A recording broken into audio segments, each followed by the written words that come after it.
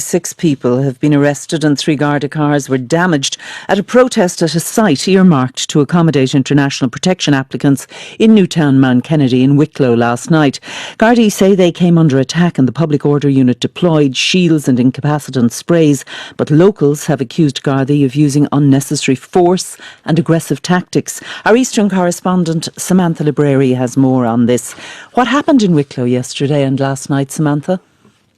Well, Mary, over the past 6 weeks, there's been an ongoing protest in Newtown Mount Kennedy in County Wicklow at a site known locally as both Trudder House or River Lodge.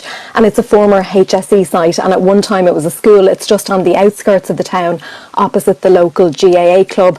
And the protest began after construction work started on the site back in March, and word spread locally that it was being used to accommodate international protection applicants. The Department of Integration later confirmed they were assessing it to potentially place 28-man tents on the site, which sits behind gates along a rural road. But yesterday morning, mounting tensions in the area escalated, and Gardaí released a very lengthy statement last night claiming that they had come under attack. Now, they say it all began yesterday when workers were brought onto the site.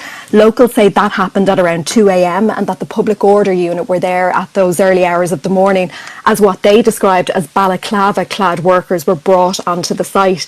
Now, Gardaí say that after these workers moved in, they were subject to verbal and physical abuse throughout the day, and by evening they say that had escalated to rocks and missiles being thrown at them. The fires were lit and an axe was recovered at the scene, and indeed there were lots of videos circulating online last night of piles of wooden pallets on fire at the entrance to Trudder House, lots of people approaching Garda lines.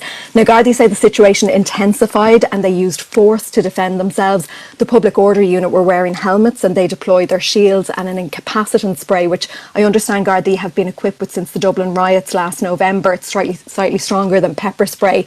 Now, they say 3 Garda patrol cars had windows broken and tyres slashed, and that 6 people were arrested under the Public Order Act and are being detained in Garda stations in Wicklow.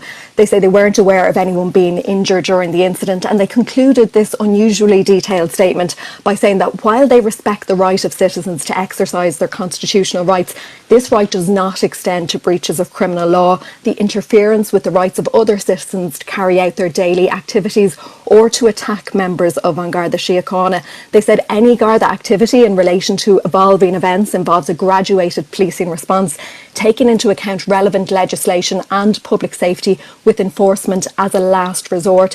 And they also said they're aware of misinformation and disinformation being spread about the incident. And locals too have released a statement. That's right. Since this protest began back in March, local man Kevin Haig, who runs a glamping business in the area, has acted as the spokesperson for the residents. And when we first covered this protest a few weeks ago for RT News, he and others were really keen to emphasise that this was a peaceful protest organised by those living nearby. And they told me they'd been discouraging any outside groups from coming in to lend their support. However, as the weeks have progressed, the numbers there have grown, and the locals have grown increasingly frustrated with the Garda and the government response to their protest, which is taking place, we must remember, in the heart of Taoiseach Simon Harris's constituency. Now, they've maintained that since the start they think the site is unsuitable for tented accommodation, that the resources of the village are already stretched, and they say legally they believe the site could only be used for education or medical purposes. They said last week that when the Garda Public Order Unit first led workers onto the site, they used what they described as aggressive and intimidating tactics, and they said after they expressed their outrage about the workers being there, they were withdrawn. A meeting between locals, the site developer and senior Gardaí had been due to take place next Monday, but they said when the workers were brought onto site at 2 a.m. yesterday morning with the insistence of the public order unit, they felt their concerns had been disregarded, and they said it would appear we simply do not have a voice anymore. Where do they go from here? What happens now? Well, as of late last night, Gardaí said that those gathered at the entrance to the site were moved away but remained in the area, and that around 50 Gardaí remained at the scene late last night. In an update this morning, Gardaí said they maintained a presence at the site overnight, but that there were no further incidents. And they say the 6 people arrested, 4 men, 1 woman and a juvenile, are still being detained.